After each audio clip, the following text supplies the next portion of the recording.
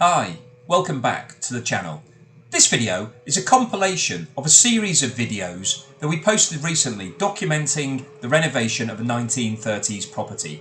In today's video, we'll show you edited highlights of all of the changes that we made. If you'd like to see more detail, please check out our channel and you can see extended videos documenting each different part of the renovation. The images you can see on the screen show the house as it was when we took it on. Please give us a like and subscribe and switch on your notifications bell for future videos, and we hope you enjoy the video. The reason we liked this property is that we could see an immediate impact from a renovation perspective. The house had been in the same ownership for a long time, over 60 years, was tired, was old and needed to be modernised and updated. The current state of the property was putting buyers off. People couldn't see beyond the old furniture, the old kitchens, the really old layout, the wallpaper that was on the walls and the ceilings. It was really turning people off. It was not an attractive property. So renovating this property was definitely going to add value and definitely going to increase its attraction in the market. So we saw the opportunity to add value through renovation. There was also the potential to add value by remodeling. So we knew that if we could take a wall out and change the layout and the flow of the property, that would add to its attractiveness and increase the value of the property. We saw the opportunity here to remove a wall that was situated between the dining room and the room that was situated in front of the kitchen that wasn't really serving any sort of purpose. We saw that removing that wall would create an open plan kitchen, dining, living area. That's exactly what most people want these days. So we knew that taking this wall out would open up the house, change the flavour and the look of the property, and would definitely increase the value.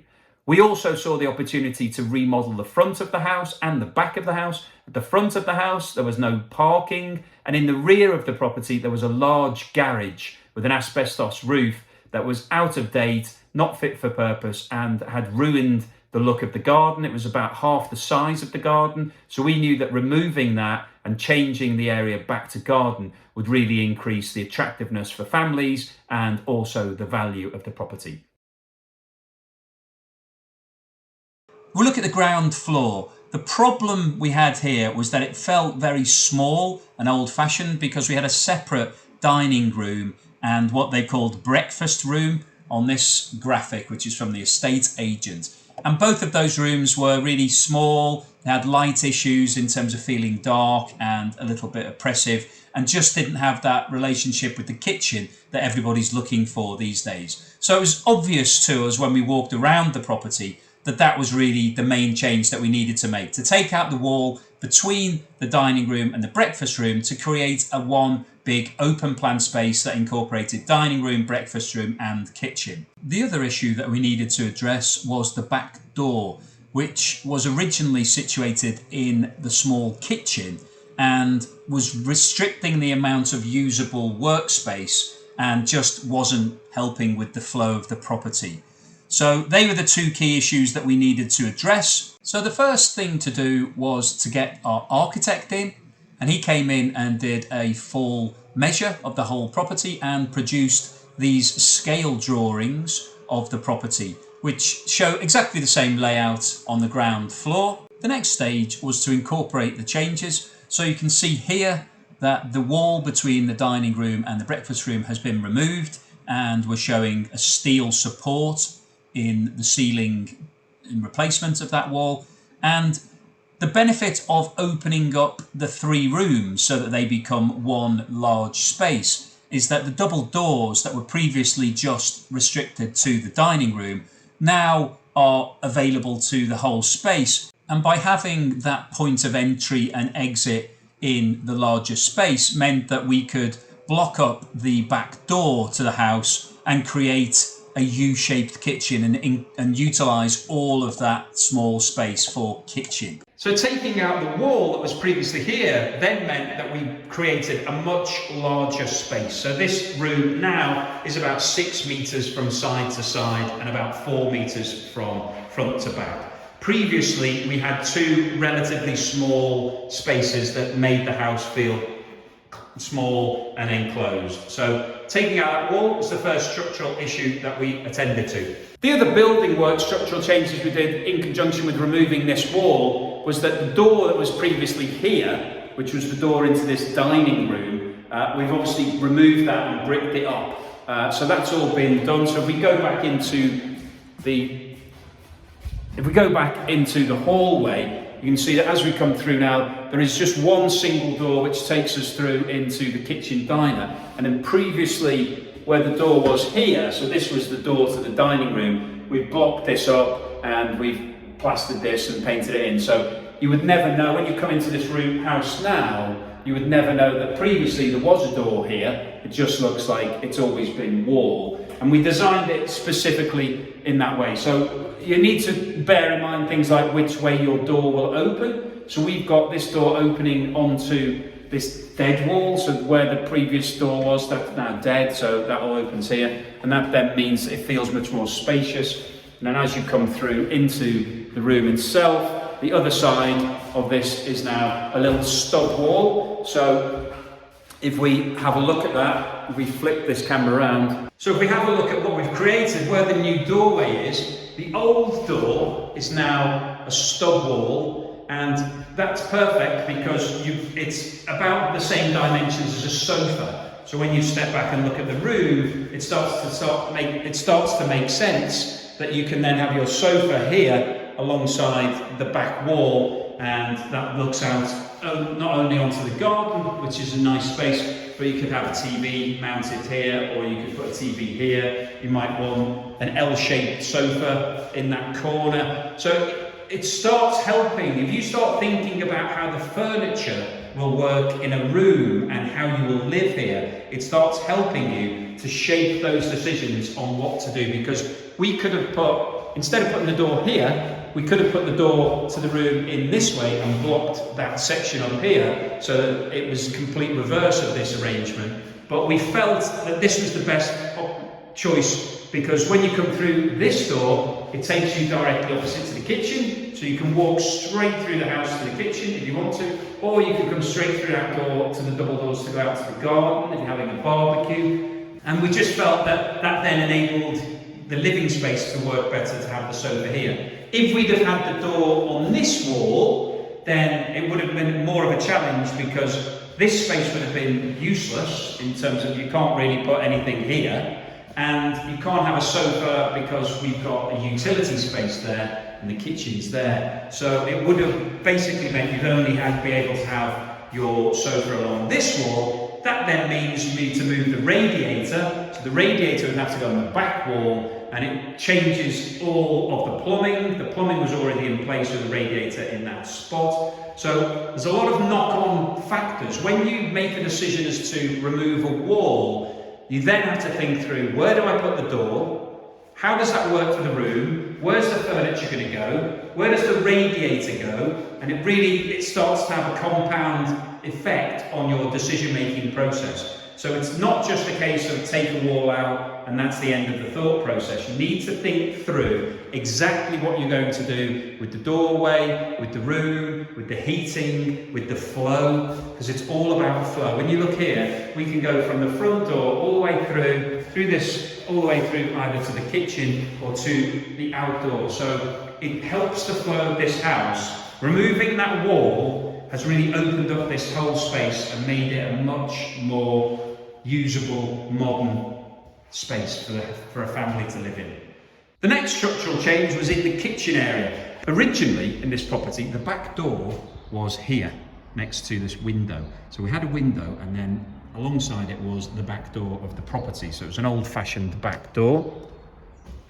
That meant that in the kitchen area itself, where the back door was, which is here, it really restricted the amount of kitchen space that you had, because that side of the wall was taken up with the door, and you could only use 2/3 of the kitchen for actual units. So our first job was to remove that back door. So we bricked that up, and you can see outside, we'll just have a quick look there again. We bricked it up, and then we have re-rendered that whole wall. So there's no evidence now that there was ever a back door there. So we just put some block work in there, rendered over the top, and then we painted that in. So there's no real lasting memory of that door. It's only because we know it was there because we took it out. The reason that we took that out was it enabled us to create a galley kitchen on all three sides. So you can see now that we've got units on all three sides of this kitchen. So bricking up that back door and plastering over really helped us to create a much bigger usable space.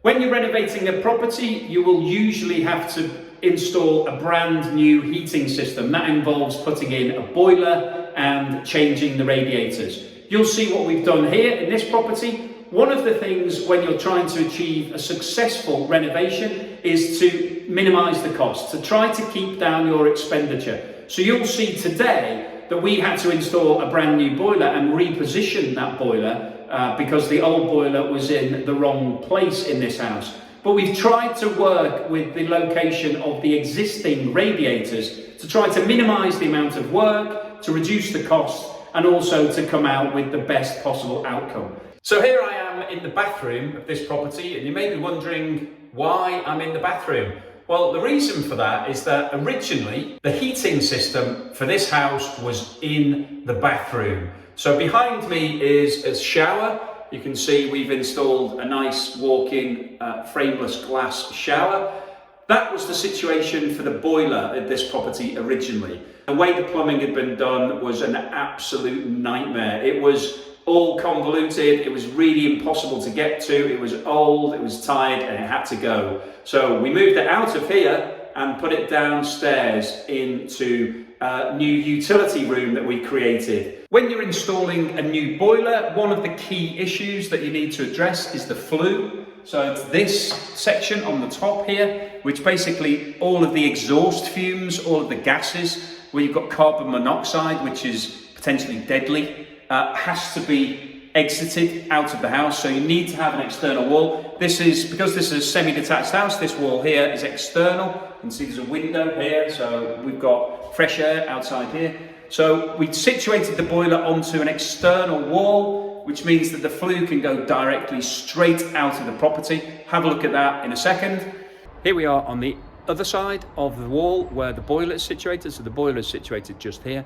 This is the exhaust pipe. So this is basically where the vent is coming out, the vent pipe, and all of the carbon monoxide will be coming out of here when the boiler is operational. This boiler is a combination boiler, which means that it's essentially a kettle on the wall. So cold water is fed into the boiler and it's heated up within this boiler. So there's a heating element within here. As the water comes in, it gets heated and it leaves this boiler hot. So it comes in cold and leaves hot. So basically your water is instantly heated on demand. So there is no hot water sitting around in a tank. You don't heat it up and then have to wait for it to be used. It basically is heated as you switch on the tap. It becomes hot by passing through the heating element of this boiler. The great thing about combination boilers is that they save a lot of space. So you can see behind me that this is a really compact unit. We'll have a look at it in a bit more detail in a second. But it really is great for smaller houses where you want to minimize the amount of space that you're devoting to the heating system. This boiler is an ideal Atlantic 35, which means that it's 35 kilowatt output. It's really compact, so it's 700 mil high by 395 wide and 285 deep. That means it's really easy to store it. This could have been fitted quite neatly into a kitchen cupboard, but we've got space here under the stairs that we've fitted it into. It's easy to use, so it's got some simple dials on the front here. You can see there's a dial here that gives you the heat of the water that's coming out, and also the second dial is for the temperature that's being fed into the radiators, and then you've got a very simple switch that tells you whether you want to be just hot water or hot water and heating, or to switch the whole thing off.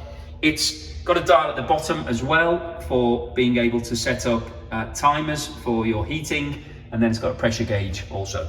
So we liked it because it's neat, it's compact, it's large in terms of its capacity, but not large in terms of its actual size. And it's also very cost effective. So this was a lot cheaper than some of the other bigger brands that we looked at. And it comes with a 5-year warranty. So what's not to like? Anything goes wrong with this over the next 5 years, and Ideal will send people out and replace any parts and give us a hassle-free existence. So we really like the look of it. We think it's very neat. We've paired it up with a freestanding thermostat here. So this has been paired up. There's a small unit at the back. I'll have a look at the pipework in a second, but this was the unit that we've used to pair it up with. So it's now controlled completely by this independent. We could fix this to the wall, but we've decided to put it on the stand. Very simple to operate, really easy. This is a universal, so it didn't come with Ideal. It's an ESI brand, but again, relatively cheap, cost effective. We got this from Amazon, works really well in conjunction with this boiler.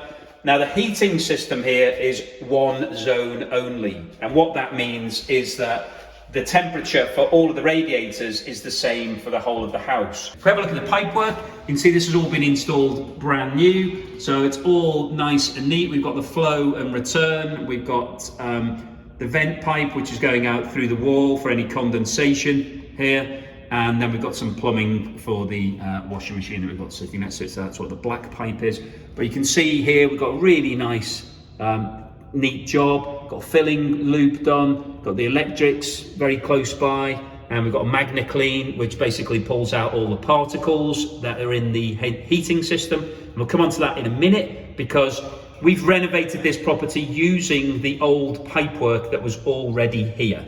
So we've put brand new pipework in here for this boiler, which we had to do because previous boiler was on in the bathroom on the first floor, so we've had to install brand new pipework here, but the pipework that feeds all of the radiators was already in place. So let's have a look at the radiators. Here we are in the living room. Now this room has a very large bay window, and originally when we bought this property there was a single radiator that was the same width as the window, so it went from where you can see the plug socket over here all the way across to the other wall over here. It was single skin, so really inefficient, and the pipework obviously was the same. So the pipe for the one side of the radiator came up here by this, by the socket, and over by this wall here. We've repositioned the entry pipes, but we've used the same pipes that were under this floor that feed from the original boiler. We've kept them, and we've just got new tail pipes in from the floor, as you can see here. This is a double convector radiator, so you can see that it's got two sides to it, and this is much more efficient than the single one. But basically what we've done in this room, we've kept the pipework under the floor, and then we've just repositioned the entry points of the radiator. Now the radiators are much more efficient these days, so that's why this radiator is so much smaller than the original one, that the BTU, so the output, the heat output that this radiator gives, is sufficient to heat this relatively big room. This is about 4 meters square, this room, but that radiator there is more than sufficient to be able to heat that. So whenever you're renovating a property, you will need to upgrade the electrics. But the question is, how far do you go? Do you replace everything and put all new electrics and new cables in throughout the property, or can you work with any of the original electricity that's here? So what we've done in this property is a combination. So it's always best if you can work with what's here, because it will make it quicker and it will keep your costs down. So we've installed a brand new consumer unit here. So we've got everything modernized. This has got different loops, and we've got RCDs in place for all of the different rooms and different feeds that we've got. So this is fully compliant, all up to modern standard. Slightly old-fashioned meter here, but this has all been done brand new. But the key thing for us really was trying not to replace every single cable in the house, because it's not just the cost of running the new cables and paying for the labour, but it's the damage that's caused. So every time you rip out a light fitting, you're then going to have to replaster that ceiling and possibly some of the walls, and it just ends up costing a lot more than you'd want. So we've gone for a combination of old and new here. So in the areas where we had one single light fitting, what we've done is replace the fitting with a modern feature. So this is the original cabling, it's the original feed that was here. The light switch is the original position of the light switch. We've changed the actual switch itself to a modern chrome version, but the cabling behind here is the same as what we had in when we took the property on, and all we've done is put a modern fitting in that really changes the feel without costing us a fortune from the behind the scenes electrics. Moving into the main living room, we've done exactly the same here. This ceiling rose was here already, so we wanted to retain this feature. To do that, we really needed to keep the electrics as it was, because we wanted the lights to be in the same position, to be hanging from the rows. And actually, this is the original light fitting as well. We cleaned it up, it looked slightly more old and dirty than this, but we've essentially kept exactly the same arrangement. So that cabling and fitting is exactly the same, and that meant that we didn't have to destroy any of this ceiling to get new cables in, we didn't have to damage the rows, and we kept the light switch exactly where it was. All we've done is change that fitting. So pretty simple, pretty cheap, pretty easy to do. Same with the sockets in this room. We had sockets in most of these places. We've added a couple. So we had, this socket was already here, so we've just upgraded it in terms of the finish and moved it up a little bit. This socket, and we basically installed new and old. We were replastering all of these walls anyway because they needed to be done. So we've worked with what was here and installed some new. Moving through into the kitchen diner. Now this is the more modern part of the house. We took out a wall previously where this door frame is here. The wall went straight across and we had two rooms. There was an old-fashioned dining room here, and then there was a small breakfast room, as they called it, over on this section. So we had to do quite a lot of work here. It meant there was a lot of damage in the ceiling. So we took the decision, this was the modern part of the house. We'd install brand new LED downlights. So you can see here, we put these lights on, so you can see them. It's pretty bright today, but you can see them in action. So these are all dimmable, which nice modern. We put them on two different loops, so you can put just one half on or the other half on. So it's starting to be a lot more modern, and we had to replaster this ceiling, so it made sense to do it. So we installed brand new lighting there, but you can see where the switches are. They're at a much lower level. These are the original positions of these switches, and all we've done is replace these sockets. So it's trying to keep that cost down while still having the modern feel. In the kitchen, this extension was here, but we put new lighting in. So we stripped this ceiling down, put new LED lighting in. We've also put LED lighting below the cupboards, which is standard. And then as an extra twist, it's flashing on this video, but it's not in real life, that we put an LED light strip above the cupboards, and that just added that extra level of quality to the finish. Had to run some new feeds here. We put a double electric oven in and also an electric hob. It had gas previously, and we've got an extractor fan as well. So obviously we needed to run some new electrics for the kitchen, but that's standard. So we made sure that we had enough sockets. So we planned it so we've got 4 sockets in here, pretty much one on every corner that you can find. And that means that going forward, there's plenty of sockets available for any appliances that you want. Over here, this area was previously just a small cupboard that was underneath the stairs, and we've created a utility cupboard here. So this basically gets the boiler, the washing machine and the dryer out of the way. It means they're not in your kitchen. And we had to run some new electric feeds here because the boiler has to have electricity. So we set all that up. Obviously we needed sockets for the appliances, and then we set a socket up onto the wall as well so that you could use that for whatever appliances you want to use in here. So we did need to run some new electrics, but we're trying to work the old and the new to keep those costs down. Let's have a quick run upstairs and we can show you what we did up here. And again, it's the same combination. We tried to minimize the amount of brand new cables and feeds to try and keep those costs down. So going into the first bedroom, we replaced the old-fashioned light fitting with this new modern one. But apart from that, everything else is as was. So these low-level sockets are exactly in the positions that sockets were here before. We put a switch in here and we put a light into this dressing area. So we put a mirror on this and made this more of a feature. So that was a nice touch because it means now that if you're sitting here, you know, you can get ready to go out or whatever it is you're needing to do. Just a nice little feature.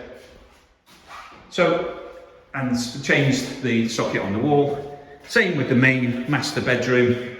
Replaced the light fitting with something more modern. Replaced the light switch, and then we've just installed new, more modern sockets. And these sockets weren't super expensive, a bit more expensive than white plastic, but they look a lot better. When you're renovating a property, sometimes you can work from scratch and put your kitchen wherever you like, and other times you have to work with a space that's already been predetermined. Now this property had a rear extension when we bought it, and we can see, if we look through the back window here, you can see that it's basically a 3 metre by 3 metre square addition to the property. So just step out into the garden, you can see exactly what we're talking about. So this section here had been added around about 20 years ago and was where the original kitchen was housed. We considered whether or not it was worth extending the whole property back across the garden, but actually the economics didn't work. It was going to cost too much money. We decided that the best option was to replace the old tired depressing kitchen with a new modern version in exactly the same spot. But we did have to make a few changes. So you need to think creatively to make sure that if you're going to put the kitchen in exactly the same position, can you improve it? Can you do something that's really going to change the feel of the space and make it work better? So previously there was a back door to the property. So here, where this extractor fan is now, there was a glass back door with a window next to it. We blocked that up and plastered over it and made it wall. We could have lost this window as well. So as we were blocking up this section, we could have blocked the whole wall up and made this one continuous wall. But actually we thought that it worked really well. This is south facing, it brings a lot of light in, this window at the back, but it's really quite a nice feature to have dual aspect. So we decided that quite nice if you're standing here watching the kids play in the garden, quite nice also if someone's maybe doing a barbie or they're playing here or something's happening on this patio, quite nice to be able to see out there. Also lets more light in, makes it feel brighter. This is quite a restricted space. It's only 3 meters across by 3 meters deep. So if we'd have made this all wall and then put cupboards on it in the same way as we have on this side, it would have closed it in, made it feel more constricted, and wouldn't have felt nice and bright and airy. This window at the back is actually the original window. It looks so much better now because we have obviously painted everything grey and modernised it, but we also installed a windowsill on both of these windows, and you can see that this windowsill and this one at the back here as well is actually the same material as the worktop. In terms of the kitchen itself, we wanted something bright, modern and attractive. So we've gone with white, fully fitted. So all the units are fitted. There is a fridge, freezer and a dishwasher here, but you can't see them because they're integrated. And we went with a white work surface. And really, the key to any kitchen design isn't the units. These units they're nice, they're attractive. You know, it's a nice finished integrated handle. Look, it's white, you know, it's clean, it's modern, but they weren't super expensive. We got them from a place that only supplies the trade, so you have to be a tradesman, so you get a good deal, but it's all about the worktops and the appliances. That's what creates the look in a kitchen, not the cabinets. Don't spend a fortune on cabinets because it's not worth it. Spend some money on your worktops, spend some money on your appliances and your tap, but don't spend a fortune on the actual cabinets because they're just cabinets at the end of the day. So we've gone for a silestone worktop here. You can see it's got a square edge. This is reconstituted stone, so basically silestones, crushed rock, which is then reset in resin. Very hard wearing, nice and shiny. So I'll put the lights on in here in a minute and you'll be able to see the reflection, but you can see it on the back. And we asked the guys to build an upstand. So this upstand is 100 mil, so it's about 3 inches high, and it's made of the same material, it's the same thickness. You can see that the thickness of the worktop and the thickness of this is the same. But basically, what gives us is a completely waterproof surface. So if you look, we put it on all sides. So we've got it as you walk around the kitchen. It's on, the upstand is here, it's underneath the window. So you can see it easier when the windowsill's not there. And all the way around here. And then we've got this edge here. And we've siliconed the meat. So where these two surfaces meet, the 90-degree angle is all siliconed. And that means that it is completely waterproof. So if you spill anything on this surface, it's not going to damage the walls, it's not going to cause a stain, it's easy to clean, and also it looks great. It's just a nice modern feature. It basically extends the worktop up the wall. So it's a really good way of making a kitchen look attractive, look modern, and really is functional at the same time, because even if you do spill stuff, it's not going to cause you a long-term problem. So the worktop here, really important, really good feature, and it's bright and white and really makes this a modern feel and gives you lots of reflection. With the sink, we've gone for an undermount sink, so you can see that we had to give this sink to the worktop guys. So they took it away and fitted it for us. So they cut out a hole in the worktop, and then this is undermounted. So you see under here, it's basically all the workings of the sink sit underneath, and it's been siliconed into place. And that's a really nice modern finish. The guys cut some grooves here, so these are shallow at this end and get deeper, so the water will automatically flow back into the sink. But that then again gives it that stylish, modern, clean look. And it's not very expensive to do this, you just have to plan ahead. Same with the tap. We had to give the tap to the guys because they had to cut this hole to fit it. This tap, it looks good. It's one of these taps where you can change the function, so it can be spray. So it's got dual function, quite nice, very modern. It pulls out so you can wash around the sink and wash your vegetables or whatever you need to do. So it's great, it's functional, it's cool, and it wasn't very expensive. We got this from Amazon. Shopped around, there's lots of different options. You can pay a fortune for these taps. This isn't a branded tap, so it's generic, but it looks good, it does the job, and it gives the right feel. And design-wise, it's fantastic. It looks great.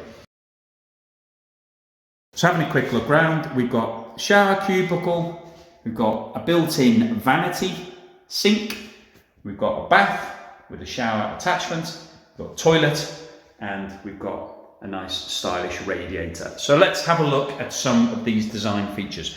The plan here, this bathroom is not huge, but it does provide us with a fair bit of space. And what we've tried to do is utilize that space to make it feel as spacious as possible, but also as luxurious. So in any bathroom these days, it's ideal if you can have a bath, because every family needs a bath. Even if in your household you don't have any children, at some point, if there's a possibility of having children in the house, you always need a bath. It's a nice, relaxing part of the day, at the end of the day, to put the kids in the bath and for them to have a play. So even if you don't take baths and you don't want a bath, it's always good to install a bath, at least one in every house, so that you've got somewhere that the kids can have a wash at the end of the day. So always important to install a bath. We've situated it underneath the window. There's a lovely big window in this room which brings in a lot of natural light. Again, a feature that we would encourage. Really depressing and dark if you have a bathroom that has no natural light in it. So it's great to have a window. Because this window is already here and was quite large, it meant that the area next to the window was constricted in terms of the height. So putting the bath underneath it is perfect, because the bath's low level, it's going to take up a fair bit of space. So putting it under the window is the perfect situation, because you're able to keep the full height window and not lose valuable space. When we measured out this room after the bath, this is a standard length bath, which is 1700 mil, 1.7 meters. That left us here with a relatively small space at the bottom. So this space here is only about 500 millimeters deep, you can see on the tiles. We've fitted a rack 600 toilet, which is about 320 mil wide. That leaves us a little bit of space either side, so not a massive amount, but plenty to sit on, and it really uses this space well. The other design feature here that we've gone for is that you have to have the waste for the toilet going out to an external wall. This is an external wall, as you can see from the window, so it made it much easier to fit this toilet because it's straight out through the back. So we didn't have to worry about the plumbing. You can see that there's no pipes on display because we've managed to bring everything up through the floor and out straight, and the waste goes straight out the wall. So nice, tidy, neat job, and we're able to tile all around that. Moving on to the vanity and the shower. If we look here, this was all planned out before we started to install it. So we knew this bathroom. The bath itself is a standard width, which is about 800. We then had a gap in the middle here, which is about 1 meter, which left us an area here of about 1 meter for this shower. We're looking at the creation of the utility room. This is becoming an absolute essential in all modern properties. And in this house, we didn't have the luxury of being able to create a full-sized room, but we still wanted to have the ability to have the washing machine and the dryer in a separate space away from the kitchen, so that you're not having to transport lots of clothes in and out of your kitchen space the whole time. So we found a space that was already here. And if you can do this is a really great tip. If you look at what we've created, this area was here originally and was actually created when the house was built to support the stairs. So if you look through the gap here, you can see the stairs actually bend round, and they've got a landing here. So where the stairs cut across the property, behind this wall here, this is a structural support for the stairs above it. So this cupboard was already here. We had a very weird space where we had restricted head height, so we opened the cupboard. You can see above it here, this was already here. So it was quite a low head height cupboard space. It was being used as just nothing, and we thought it made the perfect space to create an out of the way utility cupboard. So let's have a look inside and look at what we've done. So this space is relatively limited. So it's about 1.5 meters across from side to side, and it's just under 2 meters high. So really not a lot you can do with it. But what we've done is managed to cram in all of the things that you don't want visible in your house. So the first thing is the boiler. The boiler's always tricky to locate. You can put it in your kitchen, but it takes up one of your cupboards, which is essential. You want as much space as possible in your kitchen, so you don't really want to give over a whole cupboard to the boiler. So it's great if you can find somewhere else to put it that's out of the way. It also means that from an access perspective, you can have someone come in and do some work on it without having to put your kitchen out of action. So this was a perfect place to put the boiler. The main thing that we wanted in this utility room, however, was some washing facilities. So because we had enough space, so this is 1.5 meters, and we've devoted around about 300 mil, so about 1 foot of the space to the pipework over here. That left us perfect 1.2 meters to put 2 appliances in.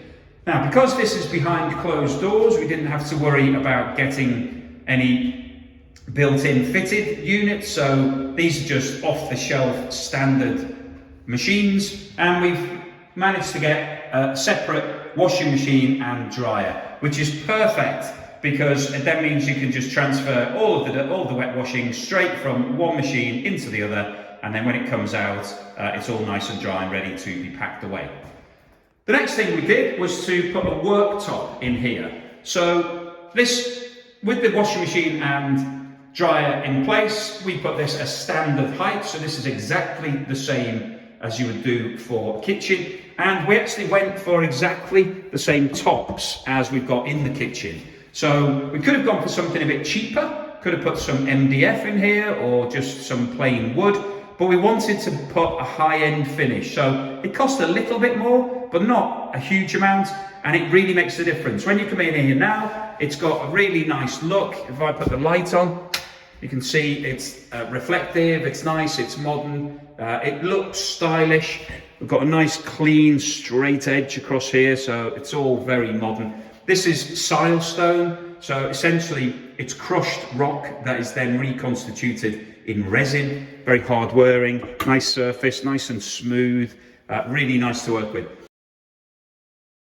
One of your key questions when renovating a property is whether or not to keep the existing windows. Now, sometimes that's not possible if they're in such a terrible condition that you're not able to salvage them.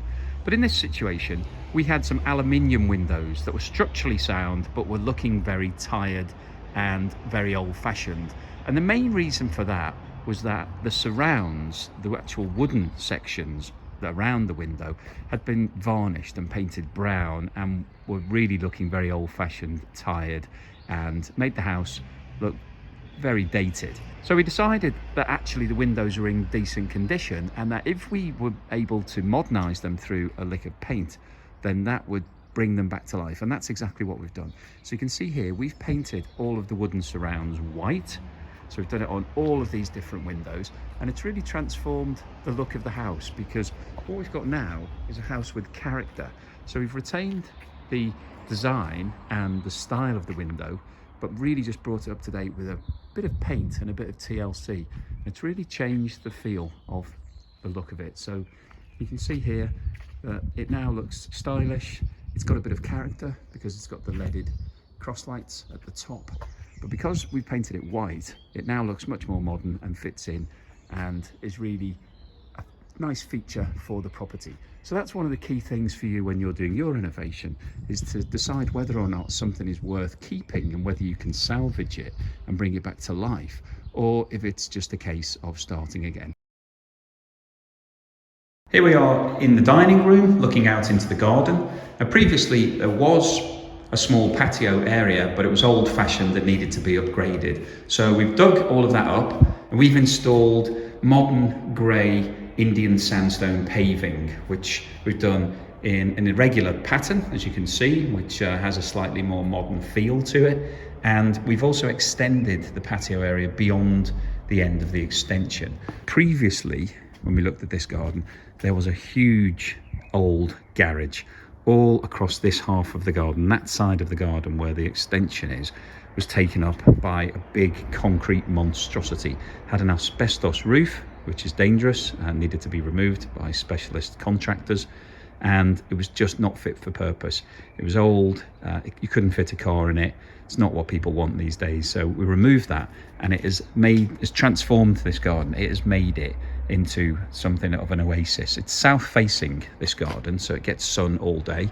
It's early in the morning today, but you can see that it's already in sunlight, and that will continue for the whole of today. So we've removed that horrible monstrosity. As you mentioned previously, what we had also here was that there was a wall at 45 degrees from where the fence post is. There was a wall cutting back into the garden to allow access to the garage. So when you came out here previously, you're actually hit with an initial impact of a wall, and there was a big tree next to that wall. So it made the garden feel very small and was just not very inviting at all. So removing the garage enabled us to actually move the entrance to the garden forward. So previously, where it was about here, we've moved it all the way forward and got that extra bit of space. All of this has been gained in the back garden, which is a real bonus. And the fencing was already here. That was the neighbour's fencing. We've just put another couple of panels in and then got a gate to match it. So that's tied it in really nicely. And all of this extra space now really makes this garden a great family usable area. Today we're talking about the doors and skirting boards in this property. The first door to talk about is the front door. Now, this door was here originally, but was not looking as good as it is today. It was old, it had been varnished and looked brown and a bit depressing like a lot of the other woodwork. So initially we decided that we would have to replace that door. But once we looked at it, we found it was solid structurally, and that if we could actually just repaint it white, it would do the job. And that's exactly what we've done. And it gives a nice impression. It ties in well with the original windows. It looks good, it suits the house, and it's come up really well. So the original woodwork was actually in very good condition.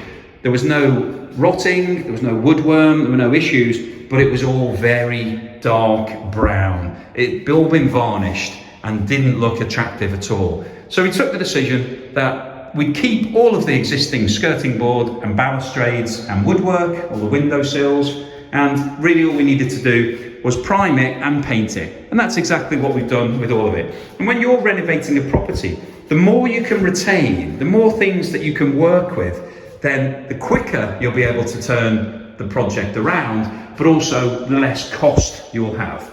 So you can see here these door frames, all of these are the original. All the skirting boards, they're all in very good condition. But it was a lot of work, because if you're working with varnished wood, it will automatically repel paint when you start to paint over the top of it. It won't happen instantly, but within 6 months, you'll find that paint starts flaking off. So you have to sand down all the varnish so that it's no longer repelling the paint, and then apply primer, which makes it ready for the paint, and then apply your 2 layers of paint. So you can see as we come into this room, all these skirting boards are all original, as is this original fireplace. So when we took this on, the surround for this fireplace, which is made from wood, was varnished, and it just looked so much more old-fashioned than it does today. We've done exactly the same process, sanded it down, primed it and painted it, and it's really changed the feel of it. It makes it look so much better. Today we're talking about original features. When you're embarking on a renovation project, it's easy to think that you just throw everything out and scrap what was there to start with and start again. But actually, if you can retain some of the original features, it really adds character and some value to that property. So let's look through the original features that we decided to keep for this property. The first of them is these windows. So the main feature of the house, I think the real winner, is this staircase and balustrade. It was the same story here. When we first acquired this property, this balustrade, like all the rest of the woodwork, was varnished and brown. Even though it was in good condition, it just didn't look great. It didn't give you the wow factor. By cleaning it up and painting it white, and then adding these oak stairs, this has now become the main feature of the property. When you walk into this hallway, it gives you the wow factor. Well worth the effort for keeping what was there originally, as long as you can modernise it and it fits in with your design. Moving into the living room, there's a few different features here. We'll have a quick look at the windows from the other side. Moving on to the fireplace. Now this fireplace was here originally also, but it looked different to this. The surround was painted in varnish, as all the rest of the woodwork was, and we had carpet on the floor, so it looked tired and dated. We've modernised it by painting this surround. It's wood, it's got some nice features on it, so it's got some reasonably nice detail that you can see. So it's in good condition, it looks good, and we felt that it added some character because it was the original feature.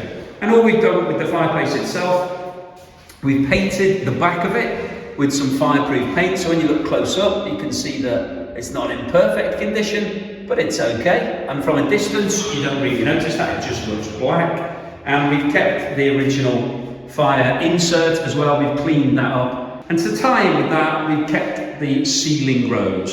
So this ceiling rose was here. Originally, it was in very good condition, albeit it had a lot of paint on it. So we've cleaned it up and repainted it white, so it now looks almost brand new. And alongside that, we've actually kept the original light fitting. Now this light fitting, when we bought it, was yellow and tired and looked again like it needed to be just thrown in the skip. But with a bit of TLC, a bit of cleaning, it's come back to life, and it adds the character that fits in well with the rose. These built-in cupboards here were actually in this room initially, but they looked really dated and tired and needed to be pulled pulled down. They had louvre slat doors and just didn't work. But actually the structure and the design was very good. So two double wardrobes with lots of storage space above and storage beneath, and then it wasn't quite a dressing area because there was no mirror in it. But we decided that actually the design was good and the structure was good. So these central sections here,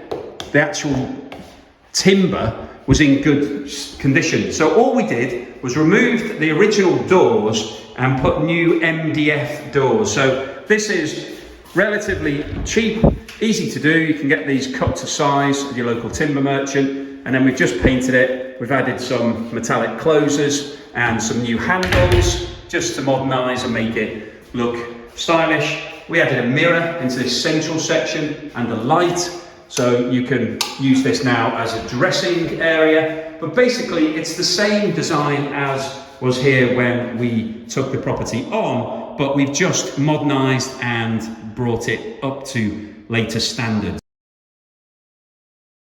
When you're renovating any property, it's likely that you're going to have to do something with the roof. And when we talk about roof, we don't just mean the roof that's on the top of the house, but any other flat roofs that are involved in that property as well. So when we bought this house, the main roof was actually in decent condition and could be retained, but we decided that we wanted to do a loft conversion. So you can see here that the new loft conversion roof has been installed at the front of the property. But that wasn't the only roof that we needed to deal with. This house had two bay windows, so you can see on the upper section where the two curved windows are, there were flat roofs across the top of here and here. So they were both leaking and needed to be sorted out. And there's also a flat roof at the rear of the property. The timber work was in reasonable condition. We had to replace the top layer, and then we just had to resurface that, put some new edgings around it and replace it. Moving to the rear of the property, this house had a 3 metre by 3 metre rear extension with a flat roof that was leaking. So we knew we had to sort that out as well. So there's the finished product. This is the roof now. This was done a few months ago, still looks in fantastic condition. You can see that because we've put in all of the lead around the edges, that's now solved all the issues internally with water coming through, and the covering itself is still looking fantastic. The flooring is one of the big decisions when you're undertaking a renovation. It really gives a different feel depending on what flooring you go for. And we feel that the best quality flooring that you can install for a wow impact is engineered wood. Now we've put in engineered oak here. We've put it in everywhere in this property. We removed all the original carpets, and then we spent quite a lot of time screwing down the original floorboards. So the reason we did that was to make sure that there were no creaks and groans and squeaks that you get in old houses.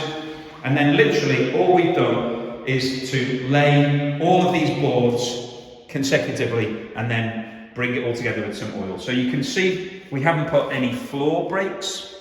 Quite often you'll have a threshold bar that people would put across here. You don't need to do that. There isn't enough expansion here. We've left plenty of gaps at either end and either side of this floor. If you had a break here, it really spoils the look. It's a trip hazard and just doesn't have the same feel. So avoid doing that. But let's walk through. You can see the impact that having this continuous floor has. It opens up the property, makes it feel nice, but the quality feel it just gives off is fantastic. It makes it feel like a real high-end property. When you go to a property, if they have old carpet or flooring that you don't really like, it puts you off instantly. Having flooring like this, it's neutral, it appeals to everybody. You can feel the quality. If you take your shoes off, you can feel the grain. It's absolutely fantastic to live with. We've put the same flooring on the stairs. Now, there was a bit of work involved in this. You can check out our other videos. It just gives a really high quality finish and it looks amazing. So previously, this staircase had carpet on it, just didn't give you a very good feel. We've changed the banisters to white. We've installed this flooring and it now has the wow factor. When you walk in here, it really does blow you away. So let's go upstairs, and this again is where we've made a difference in this property. So we brought the stairs all the way up in wood, and we've continued the same flooring on the first floor. Now that's quite unusual. Most people, when they're renovating property, will put carpet upstairs, partly because it's cheaper, partly because it's quicker and easier. But this is what people want for modern day living. Everybody wants to have modern, easy to keep floors that look great. So this really is a high quality finish. And we've got, going through to the cupboards, the same story here. We've made sure that we put all of this flooring into the cupboards, because there's nothing worse than when you open a cupboard and you see it's the old chipboard floor or some other not very attractive section. So we've made sure that in all of these cupboards we've got the same quality flooring that goes through. Now we've got a break here because it's part of the frame, but when you step back it looks like we put this cupboard in later, after we'd done the floor. We didn't. This cupboard was already here when we took on the property, but because we've put the wooden flooring inside it, it now looks like we built this later. So it really gives you that good feel from a renovation point of view that you wouldn't know that we've renovated it. It looks like we built this from scratch. Going through to the other bedrooms, it's the same feel. We've already talked about it, we don't really need to go over it again and again, but it just has a really nice feel. We don't have any threshold breaks, so you can see where we enter the rooms. There's no bars, there's nothing, no trip hazards. And then finally we did a loft conversion here, and this, we carried on the same theme into the loft. So we've got the same set of stairs that we showed earlier, so we created these in exactly the same way. But this staircase is brand new, so we've created this, but it looks like it's been part of the original build. Because the floor matches the rest of the flooring, it doesn't look new, it looks like it's continuous. And because we've used oak and it's a real quality product, it looks really high end. So it's a nice angled staircase, but it just draws you up. And then the piece de la resistance, we've put the same flooring into the loft, which is very unusual. Most people will have carpet on these stairs and also in the loft.